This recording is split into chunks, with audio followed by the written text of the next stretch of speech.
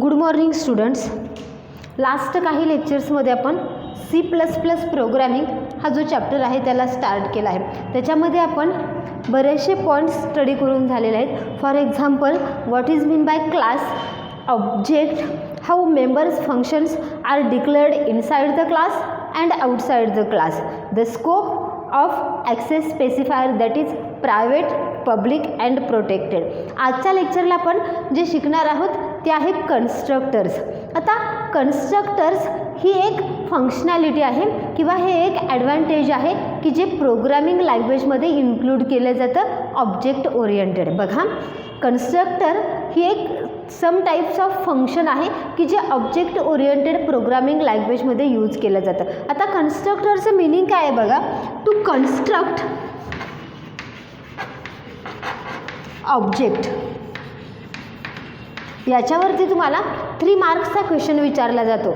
What is mean by constructor and how constructors are declared in C++, give its characteristic, असा तुम्हाला 3 मार्क्सचा question याच्यावरती विचारला जातो. तर आता फर्स्ट आपण we see the definition of constructor.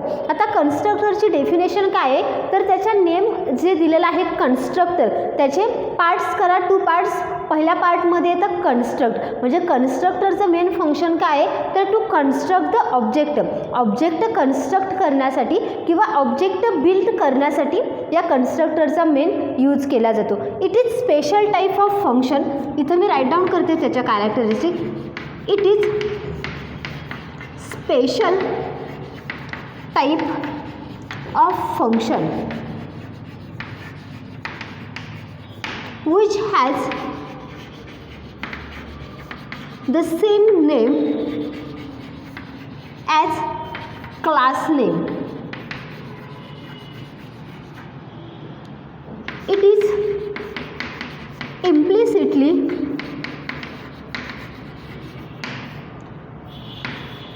called when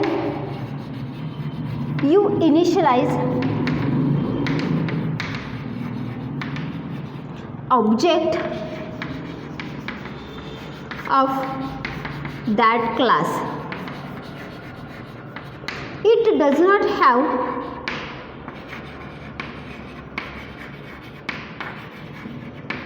any return type. It accepts number of arguments. So we can overload constructor. And last, it is declared in public section of class. आता basically या ज्या characteristics आहेत त्या most important characteristics आहेत कन्स्ट्रक्टरच्या. आता कन्स्ट्रक्टरचं meaning तुमच्या लक्षात आलं असेल की कन्स्ट्रक्टर म्हणजे काय तर ऑब्जेक्ट कन्स्ट्रक्ट करण्यासाठी. It construct the object. Object construct करण्यासाठी या कन्स्ट्रक्टरचा यूज केला जातो. आता कन्स्ट्रक्टर म्हणजे काय तर आपण ज्या पद्धतीनं आत्तापर्यंत फंक्शन्स डिक्लेअर केले किंवा मेथड्स डिक्लेअर केल्या, सेम त्याच टाईपची कन्स्ट्रक्टर नावाची ही एक काय आहे मेथड आहे. पण आपण रेग्युलरली ज्या मेथड्स यूज करतो आणि ही कन्स्ट्रक्टरची मेथड कशी आहे डिफरंट आहे. आता ऑब्जेक्ट कन्स्ट्रक्ट करणं म्हणजे काय ते पहिल्यांदा लक्षात घ्या. आपण व्हेरिएबल्स जे क्लासमध्ये डिक्लेअर करतो त्या व्हेरिएबल्सला जर तुम्हाला काही इनिशियल व्हॅल्यूज द्यायचे असतील तर त्याच्यासाठी काय केला जातं मोस्ट ऑफ टाईम कन्स्ट्रक्टरचा यूज केला जातो.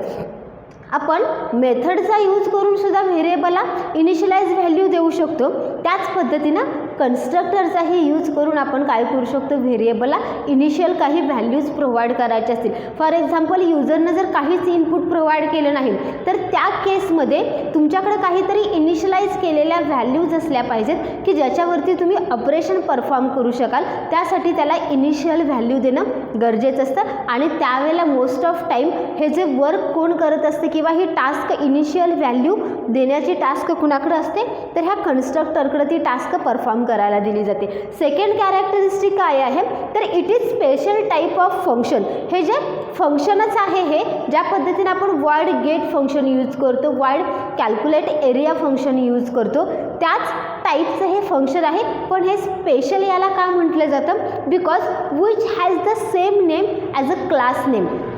हे जे फंक्शन आहे त्याचं नेम म्हणजे काय असतं तर तुमच्या क्लास नेम. आपण बघतो की ज्या वेळेला आपण सेम नावाचे व्हेरिएबल्स जरी डिक्लेअर केले तरी तिथं आपल्याला प्रोग्राममध्ये एरर दाखवली जाते की मल्टिपल डिक्लेरेशन ही जी एरर आहे ती आपल्याला येते, किंवा एकच व्हेरिएबल तुम्ही नंबर ऑफ टाइम्स इनिशियलाइज नाही करू शकत, नंबर ऑफ टाइम्स डिक्लेअर नाही करू शकत. मग याला स्पेशल टाईपचं फंक्शन का म्हटलेलं आहे का तर तुम्ही जो क्लास नेम म्हणून यूज करत आहात त्याच नेमची जी मेथड तुम्ही क्लासमध्ये यूज करता त्याला काय म्हटलं जातं कन्स्ट्रक्टर. बघा आपण मेथड्स कशा डिक्लेअर करतो तर वॉइड गेट असेल, वॉइड पुट असेल, मग त्यावेळेला आपण आपल्या क्लासच्या नावाचीच मेथड डिक्लेअर करतो का हो नाही डिक्लेअर करत. आपण मेथडसाठी सेकंड नेम जे आहे ते सेकंड नेमचा यूज करतो. पण ज्यावेळेला तुम्ही तुमच्या प्रोग्राममध्ये कन्स्ट्रक्टर वापरणार असाल त्यावेळेला त्या कन्स्ट्रक्टरचं नेम आणि तुमच्या क्लास जो डिक्लेअर केलेला आहे त्या दोन्हीचं नेम कसं पाहिजे सेम पाहिजे, म्हणून त्याला काय म्हटलेलं आहे तर स्पेशल टाईप ऑफ फंक्शन म्हटलेलं आहे. नेक्स्ट कॅरेक्टरिस्टिक काय आहे it is implicitly call when you initialize the object of that class. आता जर तुम्हाला मेथड कॉल करायची असेल तर आपण काय करतो त्या क्लासचा ऑब्जेक्ट तयार करतो, त्याच्यानंतर डॉट ऑपरेटरचा यूज करतो आणि मेथड कॉल करतो. For example S1 dot put. Okay, put नावाची ही जी मेथड आहे ती मी डायरेक्टली कॉल करू शकते का नाही, त्याच्यासाठी मला त्या क्लासचा ऑब्जेक्ट तयार करायला लागला जो आहे S1 आणि त्याच्यानंतर डॉट ऑपरेटरचा यूज करून मला काय करावी लागली ती मेथड कॉल करावी लागली. किंवा आपल्याला जर त्या क्लासमधले व्हेरिएबल्स ॲक्सेस करायचे असतील की जे आपण कालच्या लेक्चरला शिकलो, for example S1 dot A is equal to 5.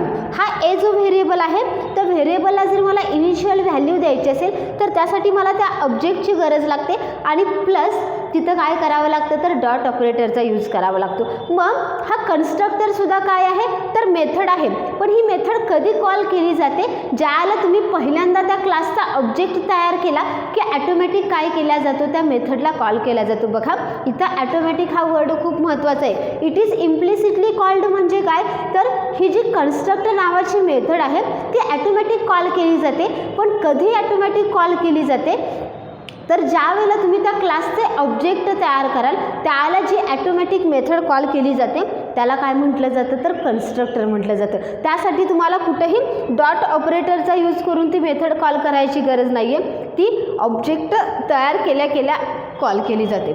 त्याच्यानंतर it does not have any return type. आता ज्यावेळेला आपण मेथड्स डिक्लेअर करतो त्याला मोस्ट ऑफ केसमध्ये आपण त्याचा रिटर्न टाईप कोणता यूज करतो तर वॉइड गेट असा त्याचा रिटर्न टाईप यूज करतो, किंवा जर तो इंटिजर व्हॅल्यू रिटर्न करत असेल तर आपण इंट गेट असं ही मेथड कॉल करू शकतो.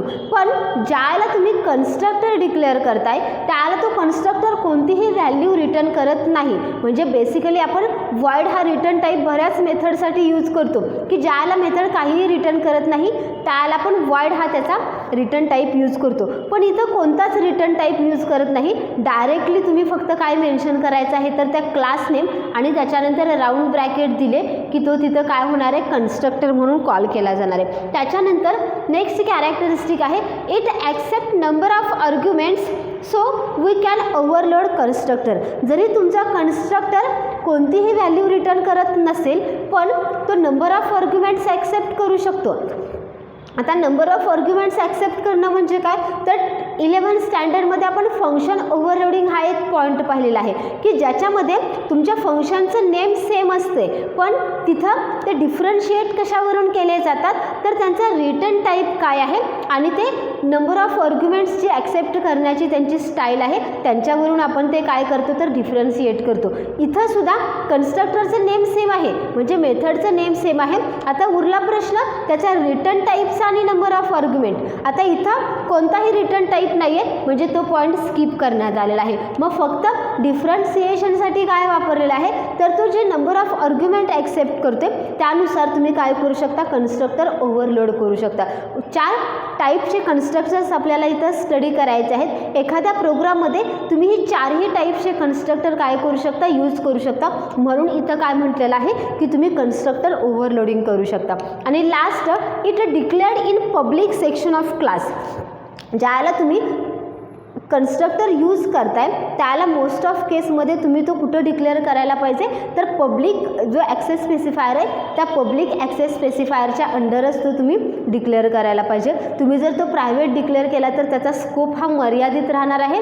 आणि जरी तुम्ही ऑब्जेक्ट तयार केल्या जरी कन्स्ट्रक्टर कॉल होत असेल तरी आपण ऑब्जेक्ट कुठं तयार करतो, तर क्लासच्या डेफिनेशनच्या बाहेर जाऊन आपण ऑब्जेक्ट तयार करतो. त्यामुळे तो कन्स्ट्रक्टर जर प्रायव्हेट असेल तर तो कॉल केला जाणार नाही आहे, तो इनिशियलाइज केला जाणार नाही. लक्षात आलं. कन्स्ट्रक्टरच्या कॅरेक्टरिस्टिक्स खूप महत्त्वाच्या आहेत आणि त्याचं जे नेम आहे कन्स्ट्रक्टर त्याच्यामध्येच आपल्याला सगळ्या ह्या कॅरेक्टरिस्टिक्स स्टडी करायला बघतायत. बघा मी परत एकदा रिवाईज करते की कन्स्ट्रक्टरचं मिनिंग काय आहे, तर टू कन्स्ट्रक्ट ऑब्जेक्ट किंवा ऑब्जेक्ट इनिशियलायझेशन करण्यासाठी काय केला जातो, तर कन्स्ट्रक्टरचा यूज केला जातो. To initialize the object variables किंवा to initialize the class variables use constructor. It is special type of function because its name is same as a class name. After that it is automatically called when object of that class is created. It does not have any return type. It accepts number of arguments, so we can overload the constructor. And last it declare in the private section of class declaration. आता याचा general syntax काय आहे तो आपण syntax बघूया.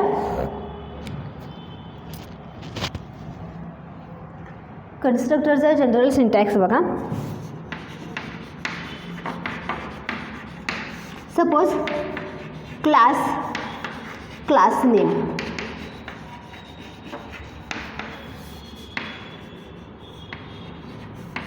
Public class name,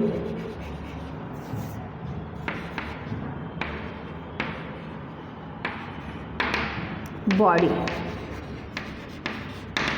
general syntax बघा. आपला class डिक्लेरेशनचा जो जनरल सिंटॅक्स आहे त्या क्लास डिक्लेरेशनच्या जनरल सिंटॅक्समध्येच तुम्हाला इथं काय करायचं आहे, हा कोड एक्स्ट्रा ॲड करायचा आहे. आणि तो कुठे ॲड केला जाणार आहे, तर पब्लिक सेक्शनमध्ये. ज्या पद्धतीने पब्लिक सेक्शनमध्ये आपण क्लास व्हेरिएबल्स डिक्लेअर करतो, म्हणजेच डेटा मेंबर्स डिक्लेअर करतो, डेटा फंक्शन्स डिक्लेअर करतो, त्याच सेक्शनमध्ये इथं फक्त तुम्हाला काय करायचं आहे, हा कन्स्ट्रक्टर डिक्लेअर करायचा आहे. इथं क्लास काय मेन्शन करते, तर हा एक क्लास कीवर्ड आहे की जो क्लास डिक्लेरेशनसाठी यूज केला जातो. After that I use a class name. Class name is anything. त्याच्यानंतर ॲक्सेस स्पेसिफायर मी यूज केलेला आहे पब्लिक. आणि इथं जे क्लास नेम तुम्ही देणार आहात आणि हे क्लास नेम कसं असलं पाहिजे, सेम असलं पाहिजे. फक्त इथं ज्या वेळेला मी क्लास नेम यूज करते त्याच्यानंतर राऊंड ब्रॅकेट स्पेसिफाय करावे लागणार आहेत. जिथं तुम्ही राऊंड ब्रॅकेट स्पेसिफाय करता तिथं ती काय केली जाते, ॲज अ मेथड म्हणून ट्रीट केली जाते किंवा फंक्शन म्हणून ट्रीट केले जातं. म्हणून इथं त्याच्यानंतर कर्ली ब्रॅकेट ओपन आणि कर्ली ब्रॅकेट क्लोज आणि इथं body of constructor. Body of constructor म्हणजे काय, तर त्या कन्स्ट्रक्टरनं काय टास्क परफॉर्म करायचे आहे, कोणते व्हेरिएबल्स इनिशियलाइज करायचे आहेत किंवा कोणता मेसेज डिस्प्ले करायचा आहे हे आपण कुठं लिहिणार आहोत, या बॉडीमध्ये लिहिणार आहोत. आणि त्याच्यानंतर कंप्लीट झाल्यानंतर तुमची क्लास डेफिनेशन इथं कंप्लीट होणार आहे. ज्याला मी हा क्लासचा ऑब्जेक्ट तयार केला जाणार आहे त्याला ॲटोमॅटिक काय केला जाणार आहे, हा कन्स्ट्रक्टर तुमचा कॉल होणार आहे. आणि त्याच्यामध्ये जी टास्क तुम्ही परफॉर्म करायला दिलेली आहे ती टास्क काय केली जाणार आहे, परफॉर्म करायला दिली जाणार आहे. आता इथं तुम्ही कन्स्ट्रक्टर 2 टाईप्सनं राईट डाऊन करू शकता.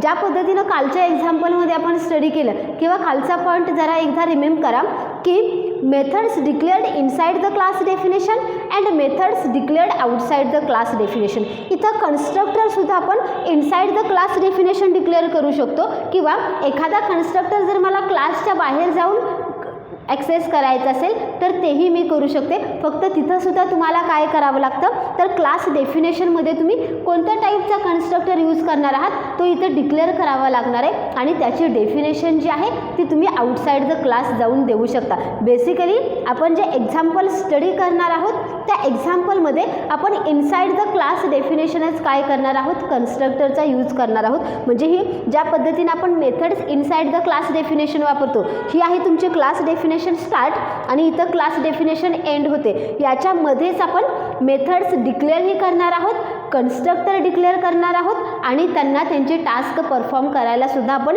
इथंच सांगणार आहोत. त्याला आपण काय म्हणतो, methods declared inside the class definition. या कॅरेक्टरिस्टिक्स राईट डाऊन करा आणि हा जनरल सिंटॅक्स जो आहे तो जनरल सिंटॅक्स ही राईट डाऊन करा. ओके. आता ह्या कन्स्ट्रक्टरचे 4 टाईप्स आहेत.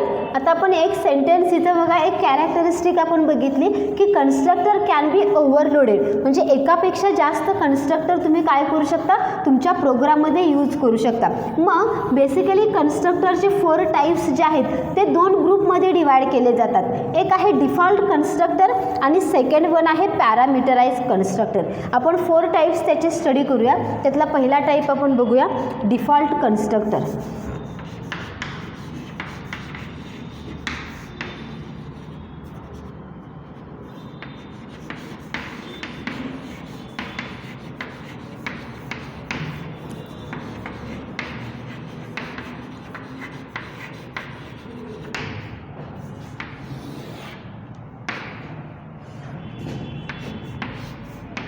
When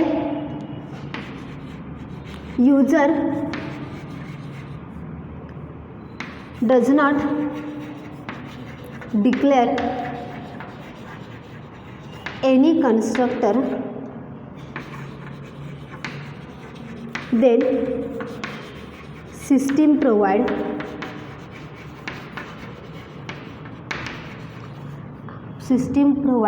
a default constructor.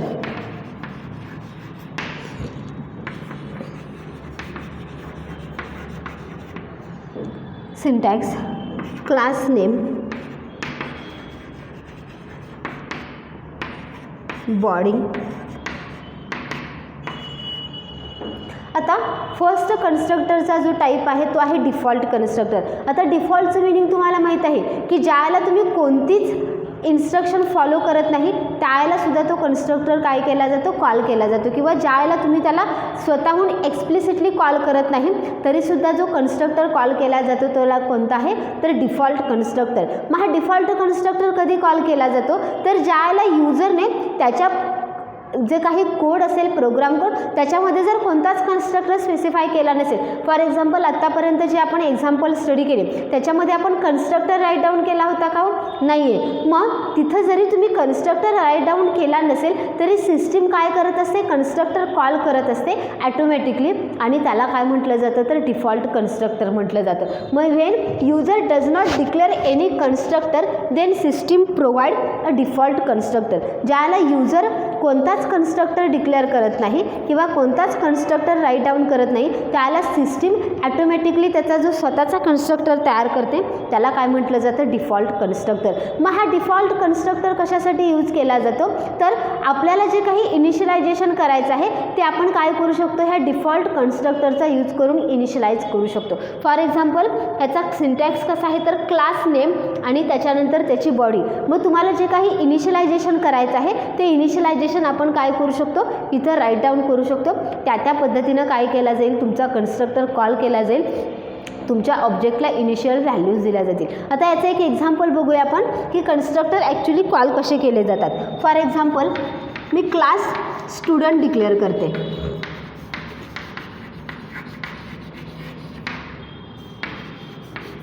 Public first आपण एक्झाम्पल याच्यासाठी बघूया की कन्स्ट्रक्टर कॉल कसा जातो त्याचं एक्झाम्पल बघूया आणि सेकंड एक्झाम्पलमध्ये आपण हेच एक्झाम्पल यूज करणार आहोत. फक्त तिथं ऑब्जेक्ट इनिशियलायझेशनसाठी कन्स्ट्रक्टर कसा यूज करायचा आहे ते शिकूया. First we see how constructor is called.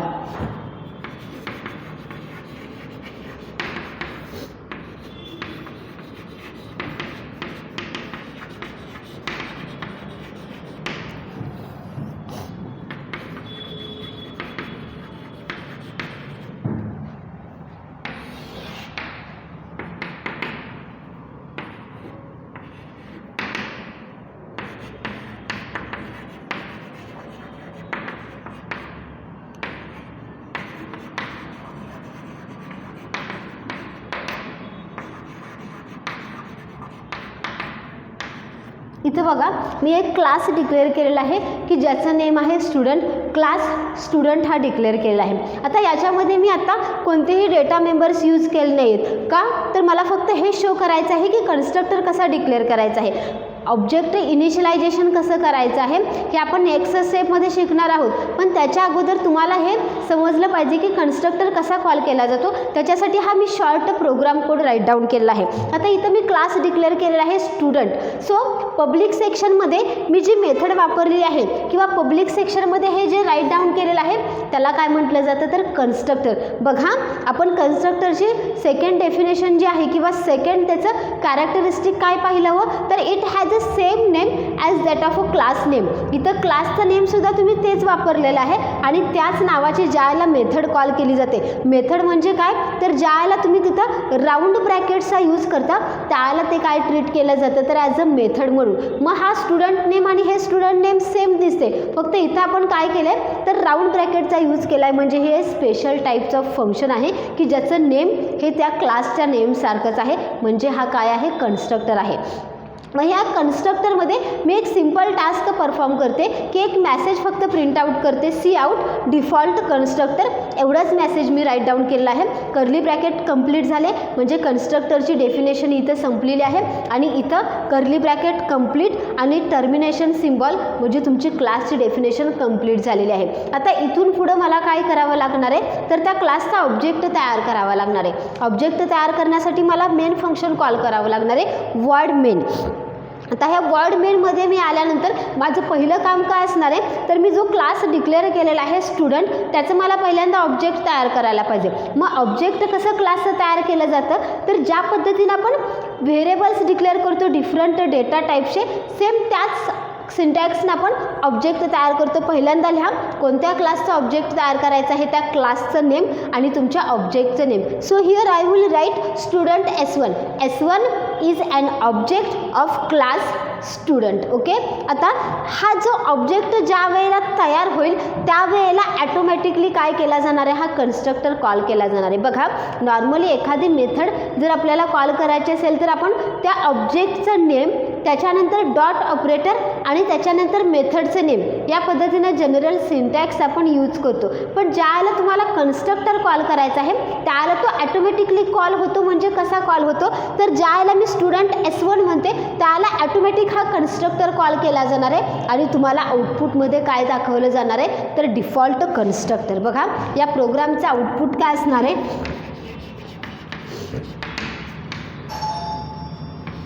Default constructor.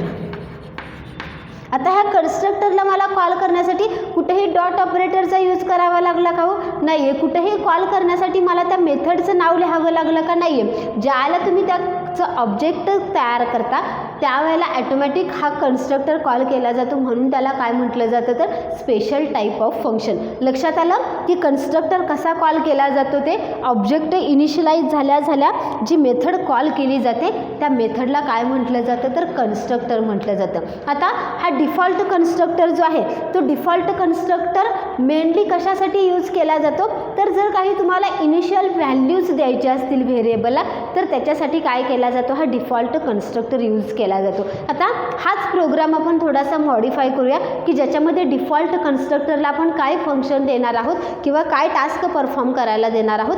तर जे काही ऑब्जेक्टमध्ये व्हेरिएबल्स वापरलेले आहेत त्याला काही इनिशियल व्हॅल्यूज द्यायचे आहेत ते आपण टास्क परफॉर्म करणार आहोत. तिथे मी अगदी थोडासा स्लाइटली चेंज करणार आहे ह्या प्रोग्राममध्ये.